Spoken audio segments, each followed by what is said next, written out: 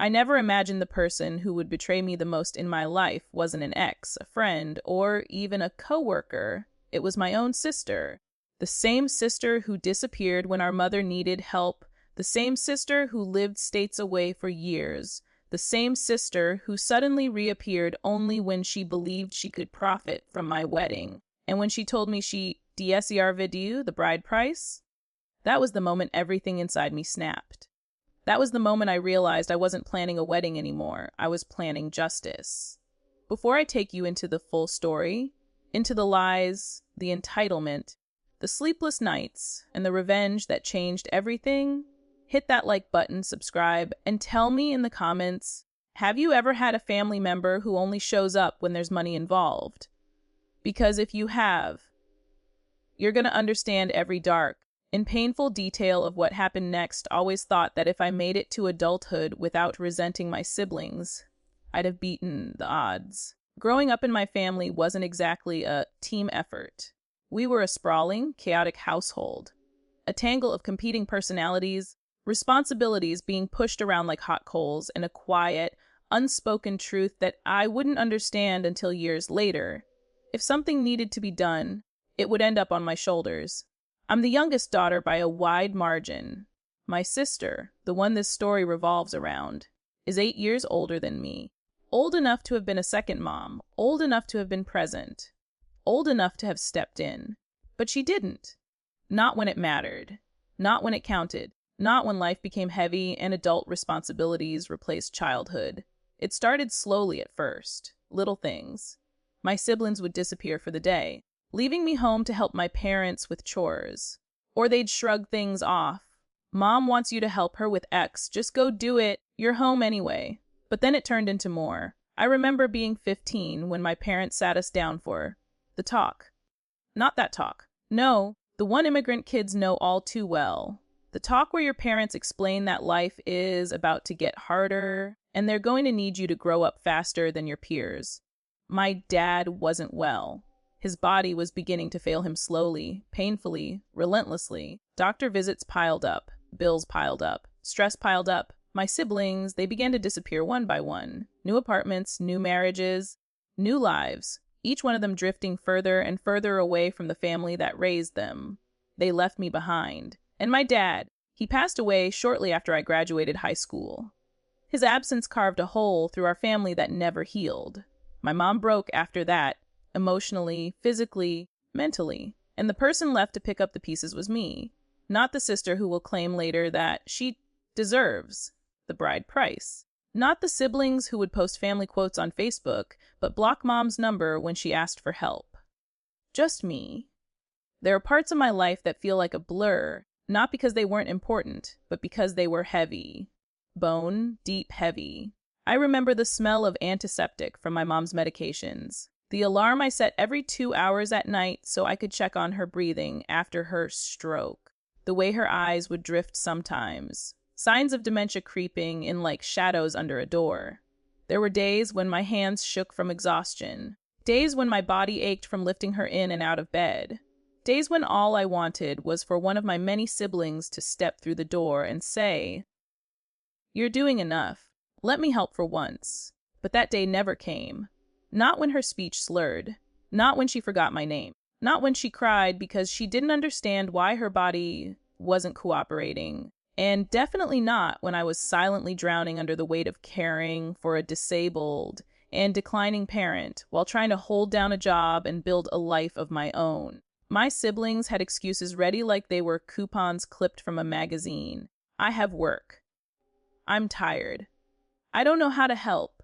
She listens to you more.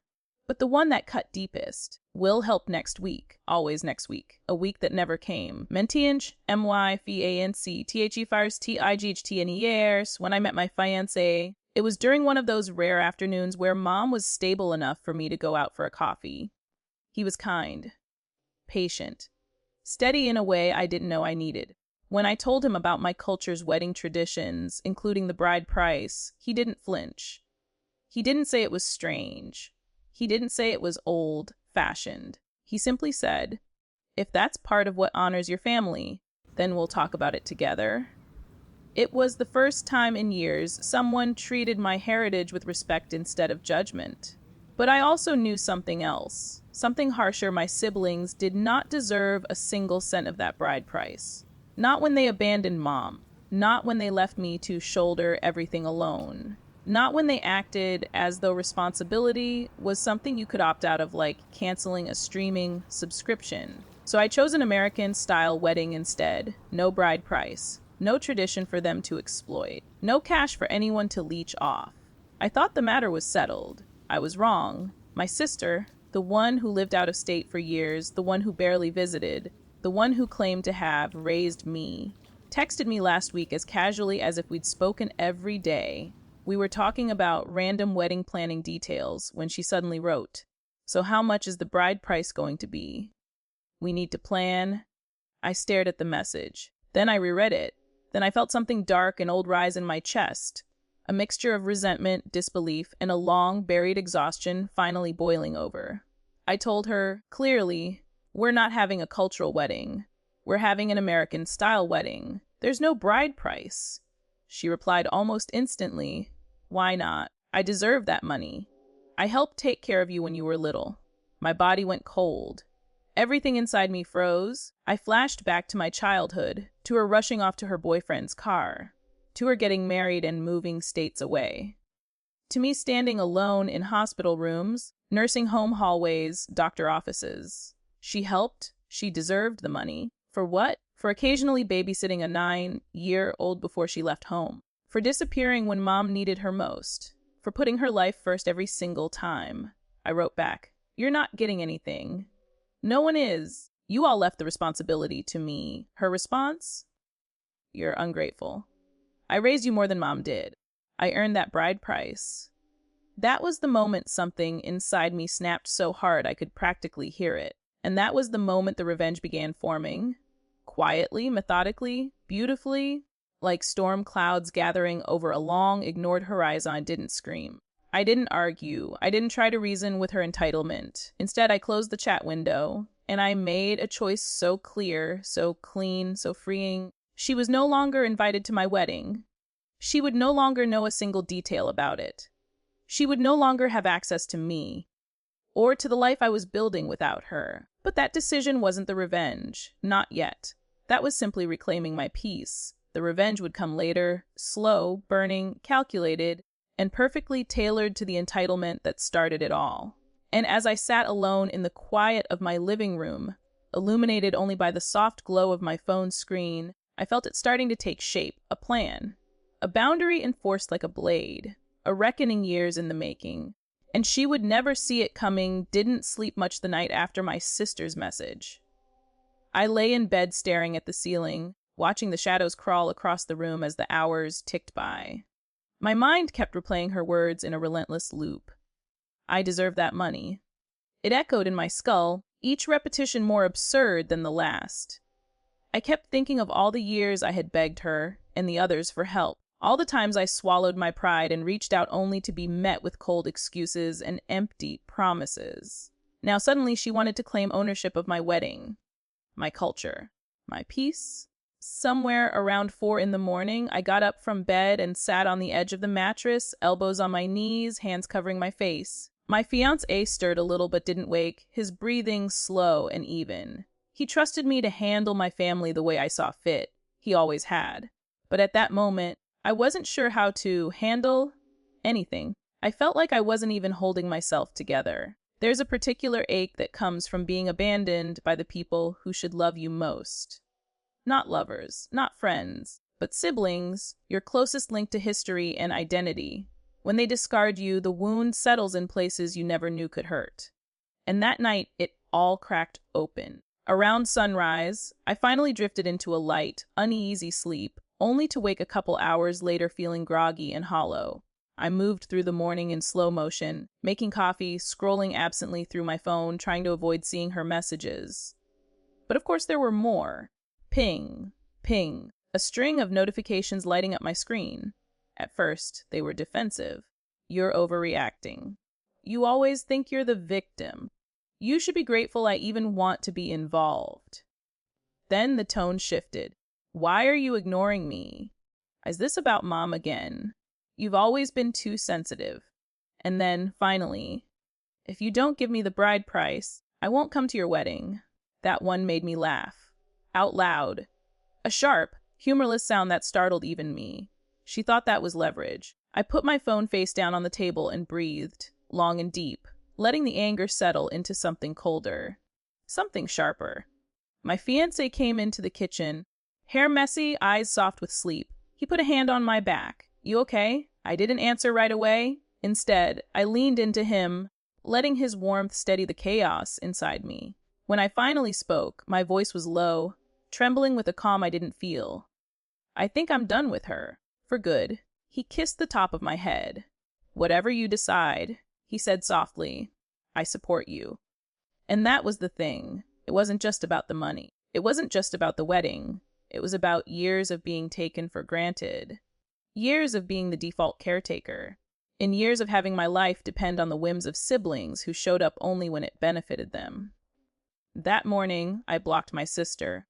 Not forever, just long enough for my plan to take shape. The silence afterwards was immediate and profound, like slamming a door on a storm. But storms don't give up easily. By the afternoon, she'd gotten my aunt involved. Then another sibling. Then a cousin I barely spoke to. Each of them messaged me variations of the same thing. Your sister is worried. She's trying to help. Why are you being so dramatic? Just follow your culture? It's only fair. Fair. None of them were there when mom forgot how to hold a spoon. None of them were there when I cried alone in the bathroom because I didn't have the strength to lift her again. None of them were there when I sat in bleak hospital rooms listening to doctors explain how the dementia would get worse. But now that money was involved, suddenly everyone was a cultural expert. Everyone cared about tradition. Everyone cared about family duty. I didn't reply to any of them. Instead, I went to visit my mom. The nursing home was quiet that day. Sunlight filtering through the windows, dust motes floating lazily in the beams of light. Mom was sitting by the window, humming softly to herself. She didn't always recognize me anymore, but she recognized comfort. She recognized my voice. She recognized the feeling of not being alone. I sat beside her and took her hand. Her skin was thin, fragile, warm. She looked over, puzzled at first, then her eyes softened into something like familiarity. I rested my head on her shoulder and let myself cry quietly, tears soaking into her cardigan. Not because of her. Not because of the weight of the past, but because I realized I'd been holding onto a family that had let go of me long ago. My mom patted my head absent-mindedly, like she used to when I was little. Good girl, she murmured, and something in me broke open, not in pain, but in clarity. I wasn't going to fight for people who had never fought for me. I wasn't going to beg them to understand my side. I wasn't going to carry the weight of their expectations anymore. If they wanted to pull the strings of culture, to manipulate me, fine. I'd cut the strings entirely. That night, after I came home, I told my fiancé everything. Every detail. Every message. Every dig. Every manipulation. And for the first time in years, I saw anger in his eyes on my behalf. She doesn't get to treat you like that, he said firmly. None of them do. The words settled on me like armor. Still, a small part of me worried. What if they crashed the wedding? What if they harassed us? What if they tried to smear me to extended family? What if this became bigger than I could control? The fear was real, but beneath it was something far stronger, resolve. If they wanted a fight over tradition, entitlement, and money, they'd get one, but on my terms. And quietly, in the back of my mind, the plan began to evolve. Slowly, steadily, beautifully into a form of revenge that wasn't loud or flashy or dramatic, but permanent. Painful in its simplicity. A line drawn so sharply that they wouldn't even realize how deeply it cut until it was far too late. I went to sleep that night with calmness I hadn't felt in years. Because I knew exactly what I was going to do next. The next morning, I woke up feeling strangely steady. Not happy. Not peaceful. But clear, like the storm inside me had finally organized itself into purpose. My phone was still buzzing periodically on the nightstand. Cousins, siblings, even a couple numbers I didn't recognize.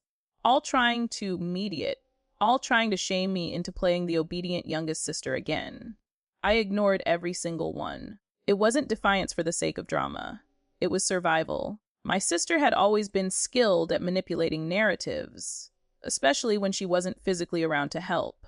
She'd swoop in every few years, act like a saint, tell everyone how she missed us, then vanish again once the emotional credit benefited her.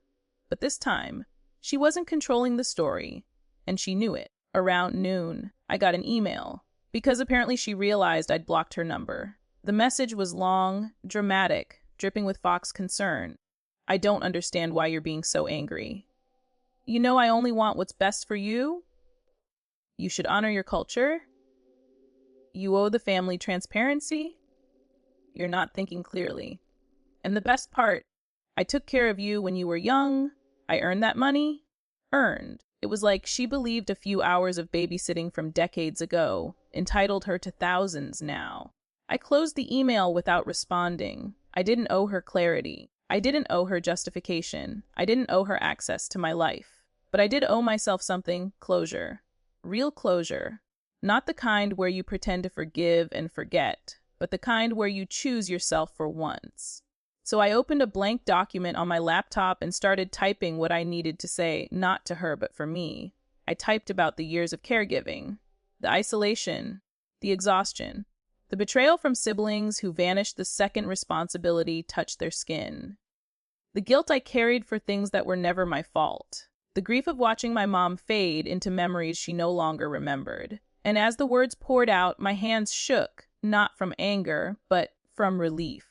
It was like every weight I had carried alone for so long finally had a place to land. My fiancé came into the room at one point and wrapped his arms around me from behind, reading over my shoulder in silence. He didn't tell me to stop. He didn't tell me I was being dramatic.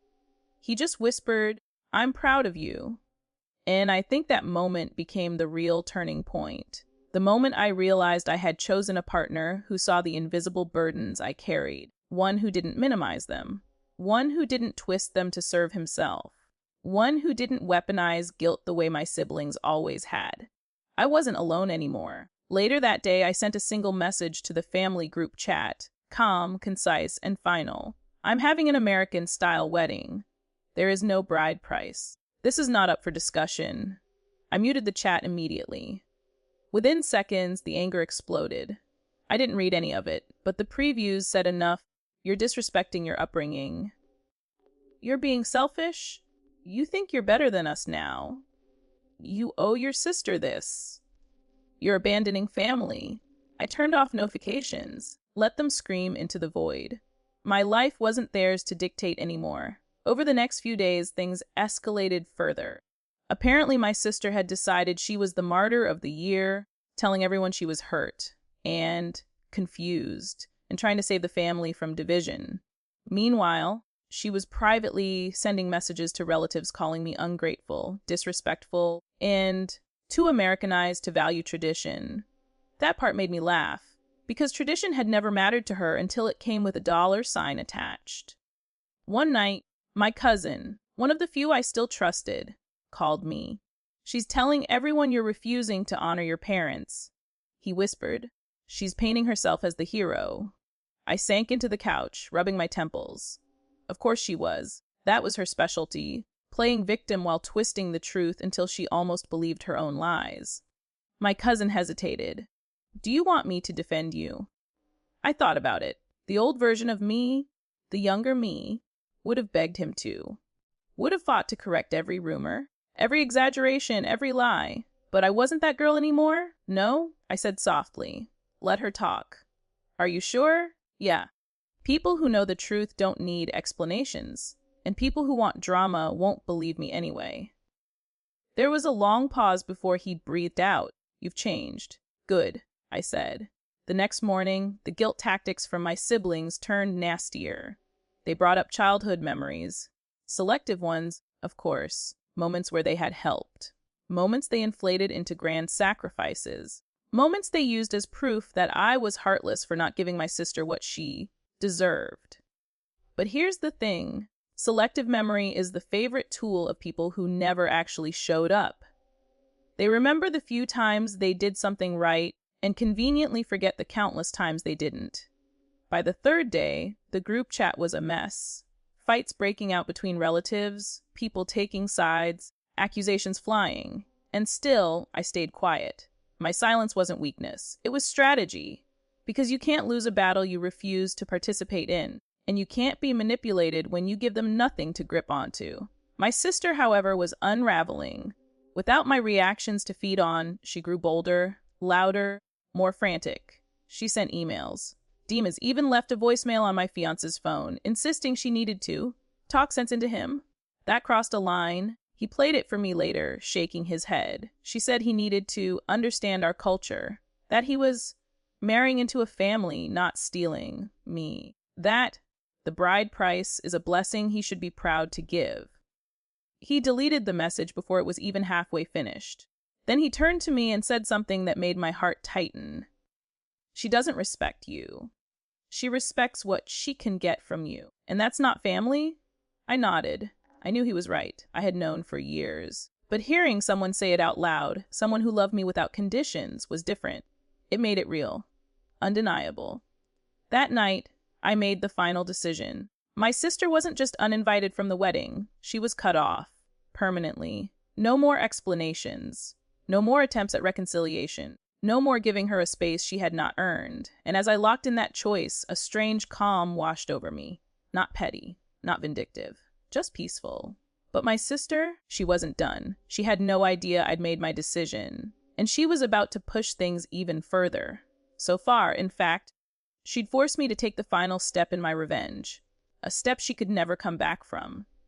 The next escalation came on a quiet Thursday evening, just when I thought things were finally starting to die down. My fiancé and I were finishing dinner when there was a hard, insistent knock on the door. 3 sharp bangs that made my stomach drop. I wasn't expecting anyone.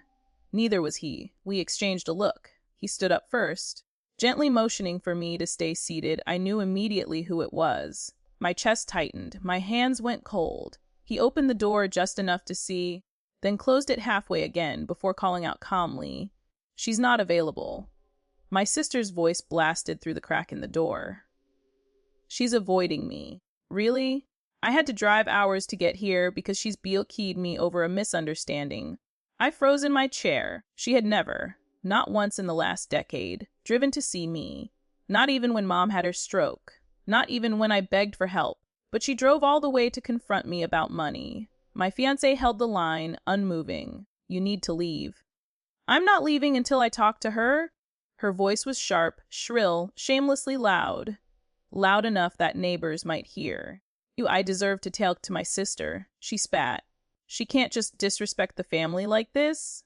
Disrespect? That word hit me like a slap. I stood up. My legs were trembling, but something stronger than fear pushed me forward. I walked to the door and placed my hand on my fiancé's back. When he looked at me, worried, I nodded. I was done hiding. I took a breath and opened the door fully. My sister's expression shifted instantly, from fury to theatrically wounded innocence. "There you are," she said as though we were in the middle of a warm reunion. "Can we talk inside?" "No," I said. She blinked, thrown off. "No. You're not coming in." Her lips parted in disbelief. She looked me up and down like she was trying to locate the version of me she used to control. The one who would have caved, apologized, smoothed things over. But that girl was long gone. "We're not doing this?"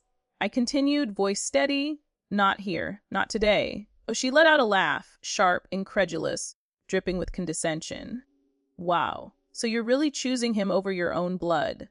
I felt my fiancé shift beside me, but I touched his hand lightly, stopping him from responding. "No," I said quietly. "I'm choosing myself?" She scoffed. "Please. This isn't about you. It's about the family. About doing things the right way. You can't just decide to throw away our culture because you feel like it." "I didn't throw away anything," I replied. "I'm choosing a wedding that feels right for me. For us. Not one that gives my siblings money they never earned." Her face snapped into a glare. "I earned it. I raised you. You babysat me for a few hours a week until you left home," I said, cutting her off. "And then you did nothing. For years." She opened her mouth to object, but I kept going. "Where were you when Mom had her stroke?" Where were you when I spent nights in the hospital? Where were you when I begged everyone for help and got nothing but excuses? Each question hit her like a stone. Her eyes darted away. Her jaw tensed, her hands clenched. That's not fair, she muttered. I had my own life, my own responsibilities, and I didn't? I asked softly. Silence. For the first time, she didn't have a comeback, but the moment of vulnerability was short-lived. She straightened her spine, eyes narrowing with entitled indignation. Regardless, she snapped, the bride price is tradition. You can't just make that decision alone.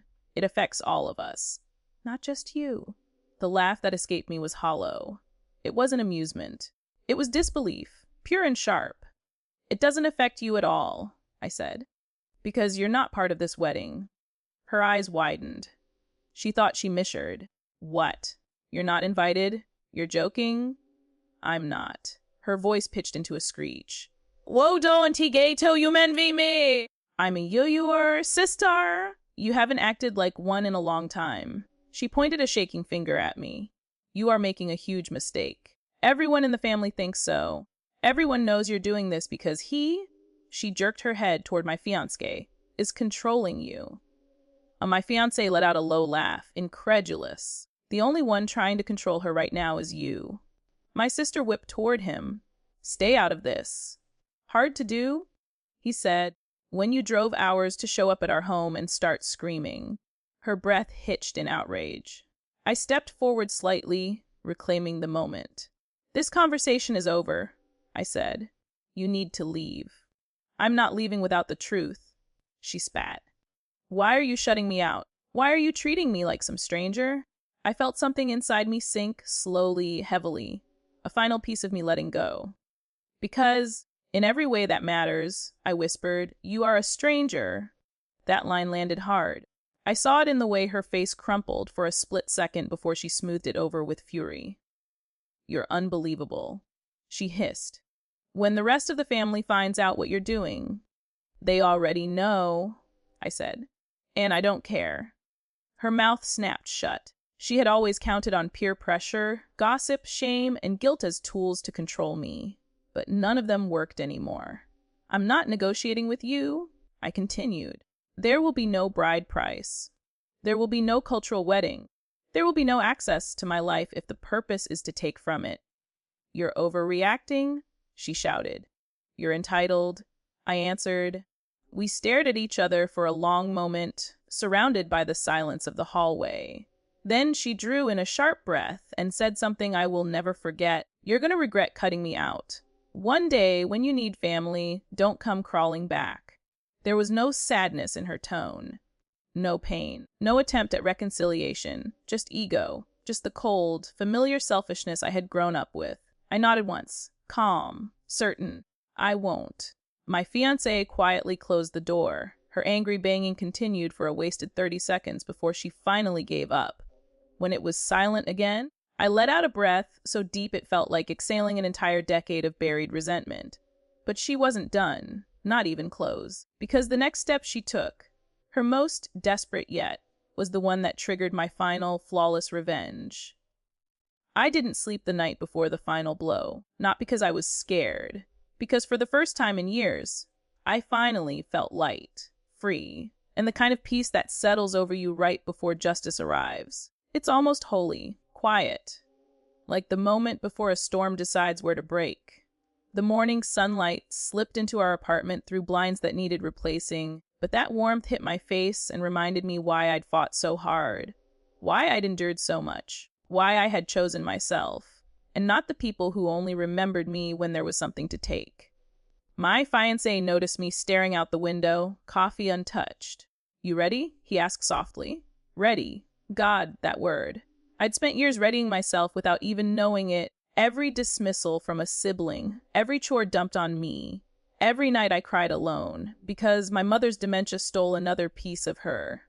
Every time someone told me, you're overreacting, when all I needed was help, every moment had sharpened me. More than ready, I said. He kissed my forehead, an anchor in human form, and I swear I could breathe easier just from that simple connection. Then my phone buzzed. Of course, I didn't even have to check the name. You know when you don't want to look, but you do anyway, because that tiny part of you still hopes, naively, that someone will surprise you by being decent? Yeah. It was her.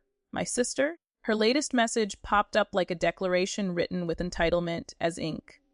So when is your side of the wedding ceremony happening? I need to know the bride price amount so I can make plans. Plans for money she convinced herself she deserved, because she babysat me for a handful of afternoons 20 years ago. Plans for a cultural ceremony I told her multiple times I wouldn't be having. Plans for a role she hadn't earned emotionally, culturally, or morally. I stared at the message, not angry, not hurt, not surprised, just quietly done. She had no idea, not a clue how thoroughly she'd been cut out of the wedding, the plans, and frankly, my life. And the thing about people like her, they never suspect consequences from the person they underestimated. They assume you'll always be the accommodating one, the forgiving one, the responsible one. I typed E. There will be no cultural ceremony. You will not be included in the wedding. Do not contact me again about it. I hit send. 7 seconds later, the phone rang. I declined it. She called again. Declined. Again. Declined. Finally, she texted, "Are you serious right now? After everything I've done for the family. You owe me this. I'm your sestar." Oh. I owed her. My laugh came out sharp, almost bitter. Where were those siblings when I was sleeping 3-hour nights because mom wandered the house confused and terrified? Where were they when I had to physically lift my mother's limp body after her stroke because no one else came? Where were they when the nursing home bills stacked so high I had to sell half my belongings just to keep her somewhere safe? No, I owed them nothing. If anything, they owed me. But I didn't even want that. My fiancé glanced over. "You okay?" "Yeah," I said, actually better than ever. Because revenge isn't always loud. Sometimes it's the clean, surgical silence of cutting someone out with precision. Sometimes the most powerful revenge is depriving someone of access, of proximity, of entitlement. And she was about to learn just how much she had overestimated her importance in my life. The next part of the plan unfolded exactly as I designed it. Quiet, controlled, and undeniable, we told our wedding planner. No information to anyone except the two of us. We used a private venue under my fiancé's name so nothing could be traced back to me. Invitations were digital, password protected, and sent only to people who had proven they cared about us. We used a second email address just for communication so nothing leaked. My sister, she got nothing. She heard nothing. She saw nothing. But that didn't stop her from spiraling. Because when entitled people feel a door close, they don't knock. They try to pry it open. She messaged again 2 days later. "Mom would want you to do this properly. You're disrespecting our culture." Funny how culture only mattered to her when money was involved. Oh, she tried emotional manipulation next. You know, Dad always said we needed to respect traditions. Do you really want to be the one who breaks them? Dad had been gone for over a decade. He also never said that. She was weaponizing a man she barely visited when he was dying. And when that didn't work, she played the victim. Wow, you've changed. Getting married to a white guy means you're too good for us now, huh? That one hurt. Not because it was true, but because she reached for racism to guilt trip me. But I didn't respond. Silence, I learned, is its own kind of power. Days passed. Wedding planning moved smoothly. Guests RSVP'd with genuine happiness. Our life, my life, felt full, warm, supported. And then the explosion happened. She found out. Not how she found out. That came later. What mattered in the moment was that somehow, somewhere, a whisper about my upcoming wedding date reached someone who mentioned it in front of someone who told someone who eventually told her. My phone lit up one evening with a message so deranged it looked like autocorrect abandoned ship halfway through. Whoa, you were a real little way shavidai gitku to me. Ivy didoin yo taike yo can ketaminoti yo taike yo chase alone. Then I'm telling the family. They'll AL know how ungrateful you are. And the best part, I didn't stop her. Because I wanted them to know. I wanted them to see what happens when someone expects endless sacrifice, but contributes nothing. I wanted them to feel the discomfort of realizing the person they used for years finally put up a wall they couldn't climb. My fiancé watched me read her meltdown. You're not even shaken, he observed. I shook my head. No, I said. Because I'm not the one losing anything. He smiled, gentle, proud. You deserve a family that treats you like you matter. I leaned into his shoulder. I finally have one. The fallout, oh, it was glorious. Unexpected. Chaotic in all the right ways. But I'll tell you that part next. Because when the day finally came for the ultimate revenge, the consequences didn't just land on one sibling. They rippled through the entire family. The first sign that the fallout was spreading came at 6:14 a.m. I remember the exact time because no one texts you before sunrise unless someone is dying or someone is panicking. My phone buzzed nonstop. 7 messages, then 12, then 18, all from numbers I recognized. All siblings who had barely spoken to me for years, suddenly very eager to check in. I didn't open any of them. I just let the screen light up again and again like a Christmas display powered by guilt and entitlement. My fiancé wandered into the kitchen, hair messy, still half asleep. You forget to silence your notifications? No, I said, pouring coffee with a calm I definitely hadn't earned easily. I think my sister finally told everyone. He blinked at the glowing phone. All of them. Every single one. He whistled low. Should we brace ourselves? No, I said, sipping my coffee. Let them scramble. Because for once, I wasn't the one panicking. I was calm, collected, unbothered. And they were discovering an uncomfortable truth. You only get so many chances to take someone for granted before they stop showing up. The first message I opened was from my oldest brother. Your sister said you're having a wedding and didn't tell us. I didn't reply. 5 minutes later, we deserve to be there as your family. Deserve. That word again. Next message came from another sister. Is this true? You're actually excluding everyone. This is embarrassing. Not embarrassing that none of them helped when Mom's health collapsed. Not embarrassing that I had to carry everything alone. No. Embarrassing that they weren't getting free access to my life's milestone. Then came the one that nearly made me laugh out loud. If you didn't want to do a cultural wedding, you could have still paid the bride price out of respect. Respect from people who didn't show any. My fiancé watched my expression shift from disbelief to amusement. What now? They think they still get the bride price. He choked on his coffee. They namu hate. I handed him the phone. He read the message, blinked twice, and said, I am absolutely not paying for the privilege of dealing with this family. Exactly, I said. But the real storm came at noon. My sister, the original spark, sent the longest message I had ever received from her in my life. Pages long. Like she typed it angrily on her phone, deleted parts, retyped, paced around the living room, and kept adding paragraphs whenever she remembered a new angle to manipulate. It started with victimhood. Everyone is asking me what happened, and I don't know what to tell them. I've been nothing but a good sister to you. Then, the guilt. You know how hard life has been for us. Family is supposed to stick together. Then, the entitlement. You can't have a wedding without your siblings. That's not normal. Then the desperation. Please don't do this. Just tell me the details. I won't ask for anything. And finally, the meltdown. If you go through with cutting us out, don't expect any of us to be there for you ever again. There it was. The threat that wasn't a threat. I sat down slowly, the weight of something breaking inside me, but the break felt good, like a rotten board finally snapping so a house could be rebuilt. I typed one simple reply. You were never there for me to begin with. And I hit send. My fiancé watched me exhale long and deep, as if I had been holding that sentence inside my chest for a decade. You okay? He asked softly. Yeah, I said. Actually, am. That was the moment something shifted permanently. Not because of anything cruel. Not because I got revenge in a flashy, dramatic way, but because I finally spoke the truth. And truth has a way of detonating everything false around it. Hours passed. Silence replaced the chaos. It was eerie, like the whole family group chat world had gone dark at once. Then the final message of the day arrived. From my second oldest sister, the one who never visited Mom once in the nursing home.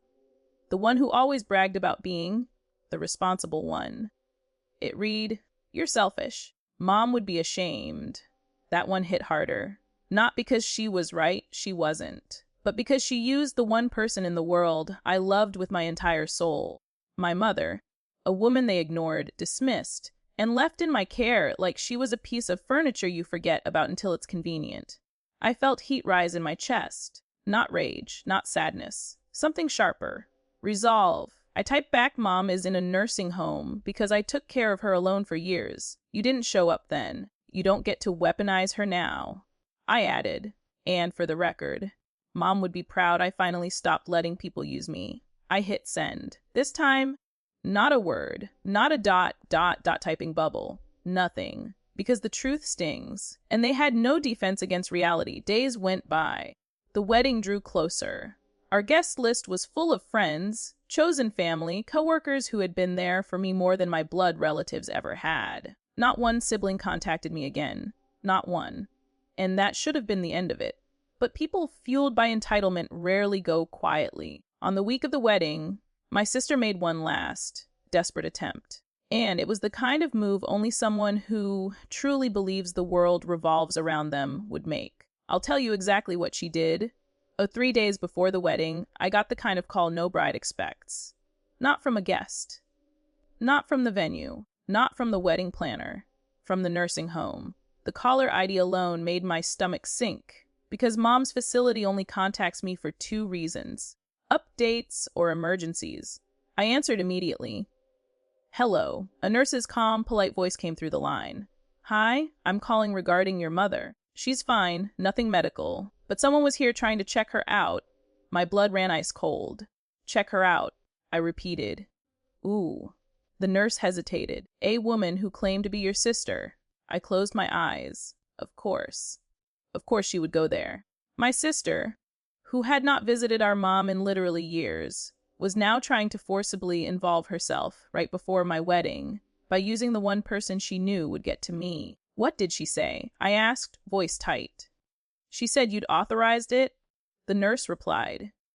But when we checked the system, your name was the only legal contact. Because I am, I said sharply. Then I softened my tone. Thank you for not releasing her. We didn't. The nurse assured. But she was very insistent. Borderline aggressive. Security asked her to leave. I exhaled shakily. Thank you. Really. After I hung up, I sat completely still on the edge of the bed, phone in hand, heart pounding. My fiancé came in holding laundry, saw my face, and dropped everything. What happened? I told him. Every detail. His expression hardened, jaw tightening in a way I'd only seen a few times. She tried to take your mom, he said quietly, controlled, to force herself into your wedding. I nodded. She knows Mom being there is the one thing that would make me cave, or at least make me talk to them. His eyes softened with sympathy, then sharpened again with something darker. Then we're putting a stop to this. He said, no. And that was the moment the revenge shifted from emotional to tactical, because until now I had simply removed access, cut off entitlement, set boundaries. But if she wanted to escalate, fine, I could escalate too. The first thing I did was call the nursing home back and request a meeting with their administrator. Within 2 hours, I had listed my sister and the rest of my siblings as restricted visitors, updated the file to say only I could authorize any changes, added a password requirement for any communication about Mom. The administrator was sympathetic. This happens more often than you'd think, she told me kindly. Families show up when there's money involved. I didn't answer. I couldn't. My throat was tight with humiliation and anger, not because she said it, because it was true. My family didn't show up out of love. They showed up out of opportunity. My fiancé squeezed my hand under the table, grounding me. When the paperwork was done, the administrator said gently, "You're doing the right thing." I nodded, though a part of me hated that it had come to this. But my sister's stunt wasn't done causing damage. Not yet. Because later that evening, she decided to try the direct approach. My phone lit up with her name. I declined. She called again. Declined. 5 seconds later, a barrage of texts came through, each more unhinged than the last. I went to see Mom today. They said I couldn't see her. Did wow you do that? You're being dramatic. I'm her daughter too. I deserve to see her. I disarved to BATI or my DNG. You can't keep mom from me. That's illegal. And sperm and I showed my fiancé. He shook his head slowly. She really doesn't see it, does she? No, I said. She never has. Then the message that finally tipped me from anger into cold, focused resolve. If you invite me to the wedding, I'll drop this. I won't tell anyone what you're doing. Blackmail. She was blackmailing me. Over my own mother. It was so astonishingly vile that I had to laugh. A small, incredulous sound, my fiancé reached over, gently taking my phone. Let me handle this. No, I said quietly. This part I need to do myself. I typed a single message. You went to mom's nursing home under false pretenses. I've already notified them, and they've documented your behavior. You will not be contacted again. Then I added, you are not invited to the wedding. You will be. I hit send. Seconds later. You're insane. You can't do this. You're tearing the family apart. You think your fiancé wants to marry someone who treats family like this. Good luck. You'll need it. And that was it. The last message she ever sent me. She didn't realize it yet, but her final attempt to manipulate me became the nail in the coffin of our relationship. Because the very next morning, she tried one more thing. A final, pathetic attempt that involved showing up at the venue uninvited. And what happened next? Oh, it was poetic. It was humiliating for her. And it was the moment every single person in my life saw her for exactly who she was. 2 days before the wedding. If you've ever been part of a wedding, planning, hosting, or merely attending, you know these last 48 hours carry a fragile kind of energy. It's a mixture of nerves and joy, lists and logistics, excitement and exhaustion. Everything feels heightened. Every emotion is louder, which is why I remember every second of what happened next with crystal clarity. I was at the venue with my fiancé doing a final walkthrough. It was a small, beautiful place. Warm wood floors, soft lighting, high ceilings, and huge windows overlooking a garden that smelled faintly of jasmine. Even empty, it felt sacred. Ours. We were laughing about something stupid. I think he made a joke about forgetting the rings on purpose so he could marry me twice. When we heard the heavy, echoing slam of the front doors, we both froze. The coordinator glanced toward the entrance. "Are you expecting someone?" she asked. "No," I said immediately. And I knew. Before I even saw her silhouette, before I heard the unmistakable sound of heels clacking angrily across polished wood, I knew. My sister had come. She marched into the hall like she owned the place. Chin up, arms stiff at her sides, a storm brewing behind her eyes. She looked around with blatant judgment, then zeroed in on me. "There you are." Her voice wasn't loud, but it cut through the room like a blade. My fiancé stepped slightly in front of me instinctively, body angled protectively, but she didn't care. She kept walking. Every step was dripping with entitlement. The coordinator, to her credit, stepped forward professionally. "Excuse me, ma'am. The venue is closed to the public today. Do you have an appointment?" My sister didn't even look at her. "I'm family," she said, dismissive and confident. "I don't need an appointment." The coordinator blinked. My fiancé crossed his arms. I didn't move. She finally stopped a few feet from me, and for a moment she seemed to think her presence alone would make me fold. She waited and waited. When I didn't speak first, her expression twisted. "Why are you doing this?" she demanded. "Why are you shutting us out?" Us. As if they had existed as a family to me at any point in the last decade. "I told you," I said calmly. "This is our wedding. You're not invited. That's not your decision to make." She snapped. My fiancé laughed once. Quiet, disbelieving. "Oh, I'm pretty sure it is." She ignored him, eyes locked on me. "After everything I've done, you're seriously going to embarrass me like this? Embarrass the whole family?" I tilted my head. "What exactly did you expect to happen when you showed up uninvited?" She waved a hand sharply. "This is a cultural wedding, whether you like it or not." "It's not," I said. "And you know that." She took a step toward me. "You owe me that money," she hissed under her breath. "The bride price is mine." There it was. The truth finally spoken aloud. Not love, not culture, not family. Money. I felt my fiancé stiffen beside me. The coordinator's eyes widened, realizing too late the kind of toxic situation unfolding. I exhaled slowly. "You're not getting a cent," I said. "From me or from him." My sister's face reddened. "You're doing this on purpose, trying to make me look like the villain." "You are the villain." My fiancé cut in, voice low. "You've treated her like garbage for years. And now you're after money that isn't yours. You should be ashamed." She spun toward him. "Stay out of this?" "No," he said firmly. "This is about my wife, so I'm very much in it." The room went still. And for the first time, she actually seemed to grasp that this wasn't a sibling squabble she could manipulate. This was a boundary reinforced by someone who loved me, someone she couldn't control. So she tried one last tactic. She turned to the coordinator and said, in the most self-righteous tone imaginable, "I'm her sister. Legally, you can't deny me entry." The coordinator inhaled sharply, choosing her words carefully. "Actually, this is a private event, and the couple has full authority to exclude anyone. If you don't leave, I'll have to call security to escort you out." My sister blinked. She hadn't expected resistance from strangers.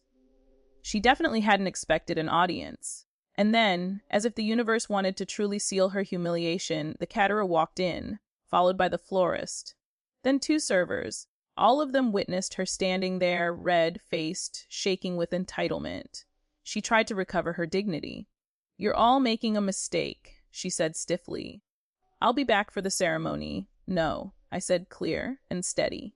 "You won't. You can't stop me." "Oh, but I could." I pulled out my phone and made a simple call. The venue manager answered on the second ring. "Hi," I said. "This is the bride. Can you please add the following name to the band guest list? She attempted to enter today without permission."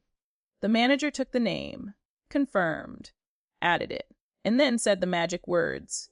"She will not be admitted under any circumstances." My sister's mouth fell open. The coordinator folded her hands politely. "Would you like me to escort her out now?" And that was when my sister finally broke. Her face twisted, and she spat out. "You're dead to this family. Do you hear me? D-aid." I didn't flinch. "Then it's mutual," I said quietly. She stormed out, her heels clacking an angry trail behind her. The moment the door slammed shut, the room fell silent again. Then my fiancé let out a long exhale. "Well," he said, "that was something." The caterer blinked. The florist looked stunned. The coordinator shook her head sympathetically. "You handled that incredibly well," she said softly. I didn't feel triumphant. Not yet. I felt tired, hollow, relieved. My fiancé wrapped his arms around me from behind, resting his chin on my shoulder. "You're safe now," he whispered. "She can't touch this. Or us." I nodded into his chest. Because he was right. This wedding, this future, this new family was finally mine. And she was out of it permanently. But the real closure, that didn't happen until the wedding day itself. And believe me, you're going to want to hear how that unfolded. The morning of the wedding felt unreal. Not the dreamy, floaty kind of unreal you see in movies, but the kind that comes after surviving years of emotional warfare, where your brain keeps scanning for danger even though, finally, there is none. My hairstylist noticed how quiet I was and asked if I was nervous. I said no, because honestly, I wasn't. My stomach wasn't in knots. My chest wasn't tight. My hands weren't shaking. And then I realized what the feeling actually was. Peace. For the first time in my adult life, I woke up on a major milestone day without worrying about someone else's needs, moods, demands, or disappointments. I wasn't checking to see if mom had wandered during the night. I wasn't anticipating a sibling dumping responsibilities on me. I wasn't bracing myself for a meltdown, a crisis, or some guilt-laced obligation. This day was mine, completely mine. Around noon, my bridesmaids arrived, friends who had been with me through college, burnout, grief, and healing. They hyped me up. They cried a little. They told me I deserved this happiness. And for once, I actually believed them. But of course, the peace didn't last the entire day. Because right around 20 and 30 p.m., as everyone was finishing their final touches, my maid of honor pulled me aside gently. "Hey," she said, "I need to tell you something. Don't freak out." I raised an eyebrow. "Okay?" She took a deep breath. "Your sister showed up. The room went silent, not because they were surprised, but because they all knew exactly what this woman was capable of. My chest tightened for the first time that day. Where is she? At the entrance, she said. Venue security stopped her. She's insisting on being let in. She says she needs to speak to you about something urgent. Of course. Of course she would choose today to pull her last stunt. What did she say exactly?